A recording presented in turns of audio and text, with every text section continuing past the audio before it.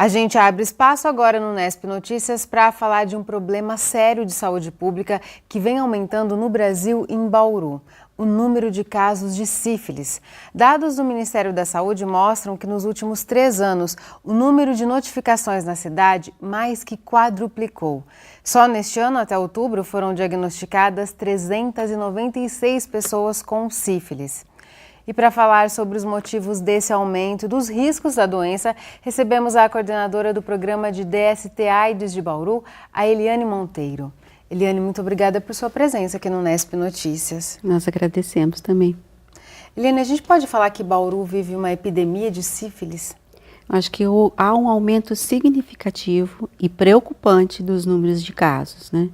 Apesar que no país já está havendo esse alerta quanto à epidemia. Mas nós estamos assustados pelos números de casos que nós estamos comprovando ultimamente. E é possível identificar causas para esse aumento tão repentino? Por ser uma doença sexualmente transmissível, ela também seria facilmente evitável usando um insumo de prevenção barato e acessível, que é o preservativo. E nós temos visto nos últimos tempos que vem diminuindo o uso do preservativo e assim também com algumas outras ações que as pessoas possam adotar de comportamento. A sífilis, então, só se passa por relação sexual? Quase que exclusivamente. Tem outras situações também? No caso da mãe para o filho, transmissão vertical, né?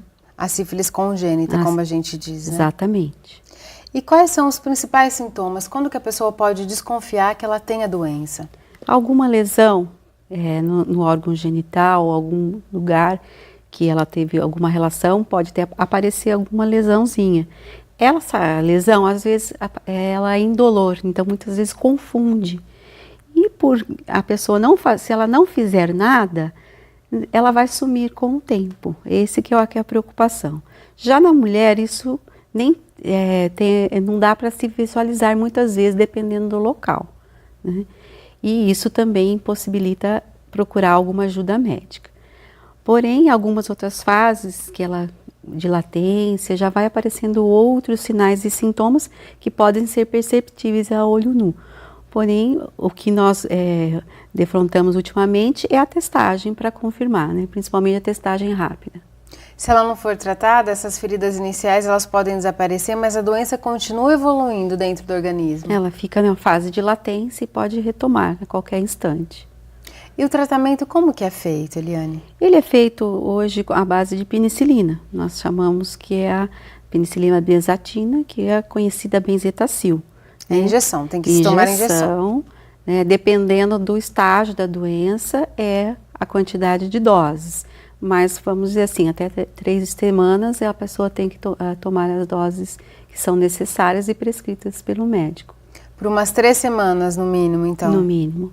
Ela tem que retornar, fazer as 2 doses consecutivas, concomitantes. E uma coisa é fundamental, além do tratamento dela, o tratamento do parceiro concomitante. Senão tem o risco de uma nova reinfecção ou possibilitando aí a transmissão vertical da mãe para o filho. Então o parceiro de quem ela possa ter adquirido tem que fazer o tratamento simultaneamente? Com certeza. Por isso que nós pedimos até que os exames sejam feitos junto e que eles possam estar tratando concomitante. Ou se não houver essa disponibilidade, um recurso seria ele procurar um serviço de saúde no horário que ele não está trabalhando, vamos dizer assim, e ela faça o tratamento. E a gestante, a nossa preocupação maior é com ela, que em qualquer estágio da gestação, no 1º e no 3º trimestre, repita esses exames, mesmo não tendo nenhum sinal e sintoma. A doença, ela pode ser curada? Essa bactéria que causa a sífilis, ela pode ser eliminada do organismo? Ela pode ser curada com esse tratamento adequado. E nós consideramos o tratamento adequado desde que a pessoa faça todas as doses que foram prescritas, conforme o protocolo, e também o parceiro também realize a testagem e o tratamento concomitante. É comum as pessoas abandonarem no meio quando já tem uma melhora? É comum. Por isso que nós reforçamos para que ela retorne, mas ela tem que iniciar desde a primeira dose novamente. E isso causa um desconforto por causa da dor, né?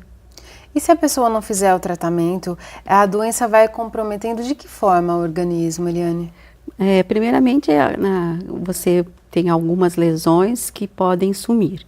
Depois ele pode, na fase terciária, comprometer alguns órgãos importantes, né, do sistema nervoso, cardiorrespiratório, mas principalmente a criança, né, que a gente enfatiza, ela pode nem mesmo nascer, né, ou a mãe pode abortar, e no caso do nascimento, nascer com sequelas.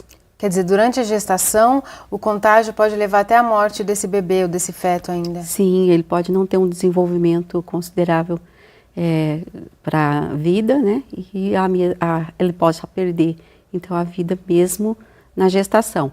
Ou não nascer como natimorto, ou a mãe abortar, né? E a mulher pode fazer o tratamento durante a gestação normalmente? Nós recomendamos, segundo o protocolo, que ela finalize o seu tratamento até 30 dias antes do nascimento.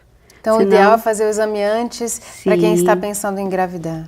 Fazer o exame antes, o exame no primeiro trimestre de gestacional, no terceiro trimestre, na hora do parto, isso é feito também pela maternidade, e havendo esse risco, a criança também vai fazer alguns exames ao nascimento e já inicia o tratamento assim que possível. 100% das gestantes que têm a doença vão passar para os filhos durante a gravidez? Se não fizerem um tratamento adequado, sim. Mas é possível tratar, você disse que o ideal é tratar antes, mas durante a gestação também? Também, observando a titulação, tem um exame específico para isso, se essa titulação vem diminuindo e possibilitando aí que não passe para o seu filho.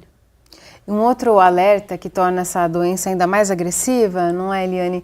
É que as lesões que a sífilis provoca, elas são uma porta de entrada para o contágio de outros vírus, da AIDS, por exemplo, o HIV, por exemplo. Exatamente, eu acho que qualquer DST, mas nós estamos falando de sífilis, é uma porta de entrada para o HIV.